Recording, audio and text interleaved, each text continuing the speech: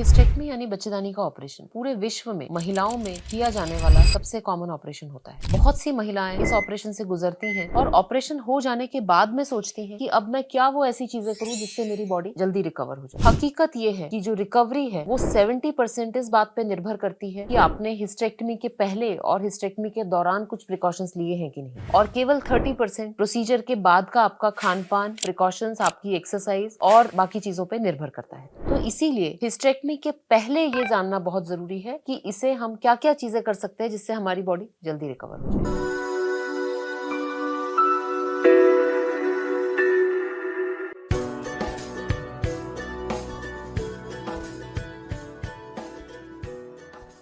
सबसे पहले हिस्टेक्टमी के पहले आपके शरीर की कंडीशन। जी हाँ, कई बार महिलाएं अपनी हेल्थ को निग्लेक्ट करती हैं, ऑपरेशन को इतना ज्यादा टाल देती हैं कि उनकी जो फिजिकल मेडिकल कंडीशन है वो बहुत ही नीचे गिरी हुई रहती है। मेरे क्लिनिक में बहुत कॉमन है कि 6-7 हीमोग्लोबिन हो चुका है और तब जाके महिलाएं ऑपरेशन कराती हैं, या फिर बच्चेदानी में गठाने बहुत ही ज्यादा बड़ी हो गई हैं और अब वो ऑपरेशन के लिए आ रही हैं। तो ये समझिए कि जितनी अच्छी आपकी हेल्थ सर्जरी के पहले रहेगी उतनी फास्ट आपकी रिकवरी होगी। तो यदि आपका हीमोग्लोबिन कम है, आपको माइक्रोन्यूट्रिएंट डेफिशिएंसीज हैं, आपका शुगर अनकंट्रोल्ड है, आपका बीपी सही नहीं है, तो ये सारी चीजें पहले ऑप्टिमाइज करके फिर सर्जरी के लिए आगे बढ़ी। कई बार सर्जरी के पहले हमें आयरन इंजेक्शन लगाने पड़ते हैं, विटामिन के इंजेक्शन लगाने पड़ते हैं, कभी कभी ब्लड भी चढ़ाना पड़ता है, और ये एक्चुअली इसलिए रहता है कि बॉडी उस कंडीशन में आ जाए कि सर्जरी के स्ट्रेस को झेल सके और रिकवरी आपकी जल्दी हो जाए। दूसरा, ये एक इलेक्टिव सर्जरी है, इसमें कोई भी जल्दबाजी नहीं करनी चाहिए। ऑफ कोर्स कई बार अर्जेंट सिचुएशन हो जाती है इसलिए करना पड़ता है, परंतु हमेशा आपके डॉक्टर को और आपको ये कोशिश करनी चाहिए कि आपकी प्री एग्जिस्टिंग मेडिकल कंडीशंस हम ऑप्टिमाइज करके और फिर ऑपरेशन टेबल पे आए। दूसरा जो सबसे महत्वपूर्ण फैक्टर है मेरे हिसाब से पोस्ट ऑपरेटिव रिकवरी में, वो है choice of route of hysterectomy. किस तरह से आपका बच्चेदानी का ऑपरेशन हो रहा है। जो कन्वेंशनल सर्जरी होती है उसमें लगभग 15 सेंटीमीटर बड़ा कट आता है, उसमें यूट्रस को बड़े इंस्ट्रूमेंट से पकड़ के उसके अटैचमेंट से रिमूव करके निकाला जाता है। इसमें इंटेस्टाइन्स एक्सपोज होती हैं बाहर के एनवायरनमेंट से, डॉक्टर्स एक्चुअली टच करके यूट्रस को निकालते हैं। इंसिजन बड़ा रहता है तो इन्फेक्शन के चांसेस ज्यादा रहते हैं। जितना बड़ा कट होगा उतना ज्यादा पोस्ट ऑपरेटिव पेन होता है, हीलिंग में उतना ही समय बॉडी को लगता है, और इसीलिए ओपन हिस्टेक्टमी में जनरली जो रिकवरी है वो थोड़ी सी स्लो होती है।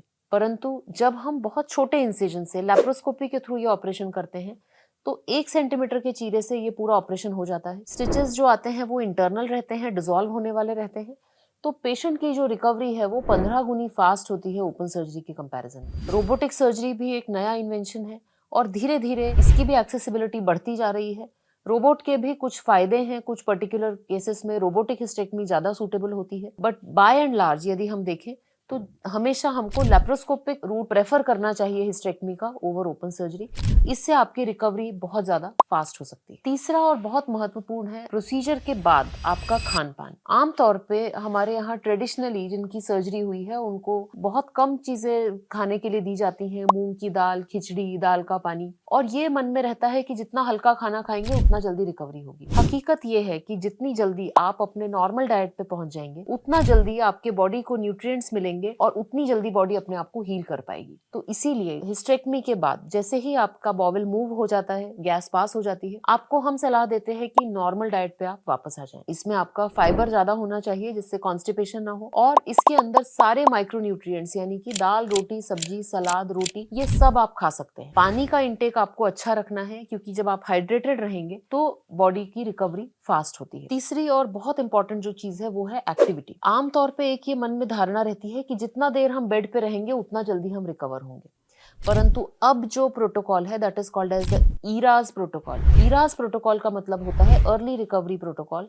और उसमें ये रिकमेंडेशन है कि पेशेंट जितनी जल्दी बिस्तर छोड़ेगा, जितनी जल्दी वो मूवमेंट करना शुरू करेगा, जितनी जल्दी वो एक्टिविटीज ऑफ डेली लिविंग करना शुरू करेगा, उतना जल्दी ब्लड सर्कुलेशन बढ़ेगा, उतनी फास्ट उसकी रिकवरी होगी। तो कुछ जो ट्रेडिशनल धारणाएं हैं खान पान को लेके, सर्जरी के बाद की एक्टिविटीज को लेके, उनके ऊपर ध्यान न देते हुए फास्ट रिकवरी रखिए। हाँ, हमको अपने आप को ओवर स्ट्रेच नहीं करना है, जिस एक्टिविटी में डिस्कम्फर्ट है, पेन है, वहीं रुक जाएंगे, परंतु बाय एंड लार्ज आपके डॉक्टर की सलाह से आप अपनी एक्टिविटीज धीरे धीरे रिज्यूम कर सकते हैं। लॉन्ग टर्म की यदि हम बात करें तो सर्जरी के बाद आपको एक्सरसाइज वापस आना बहुत आवश्यक है। सर्जरी के बाद जो वेट गेन होता है, जो लेथार्जी होती है, जो लो एनर्जी लेवल्स फील होते हैं, वो इसीलिए होते हैं कि हम अपनी एक्टिविटी लेवल्स बहुत कम कर देते हैं। परंतु 6 वीक्स के बाद आप वो सारी एक्सरसाइजेस सब कुछ कर सकते हैं जो आप सर्जरी के पहले कर सकते थे। सर्जरी के दूसरे तीसरे दिन से ही आप चलना फिरना शुरू कर सकते हैं। 7 दिन के बाद आप अपने घर के रोजमर्रा के काम सब कर सकते हैं।